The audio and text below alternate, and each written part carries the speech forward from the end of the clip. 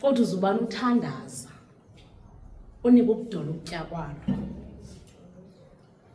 Ngoba eyona nto ngoku seyisenza sinyamezela ukuhlala kwi-toxic environment emisebenzini, unqabile imisebenzi. Sidibana nolutsha lune-depression, lune-anxiety. Bamba bakwazi ukumelana, bathatha ubomi babo. Kodwa ze kuthi kwa ufike ezo ngcingane, unike ukudola ukutya kwalo. Kwaye while zisenzeke ezi zinto emsebenzini, kodwa ubana uziphixesha, udibane ne-bathroom, uguquce nguThixo.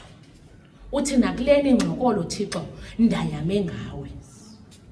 Kodwa ubana usithi ndolu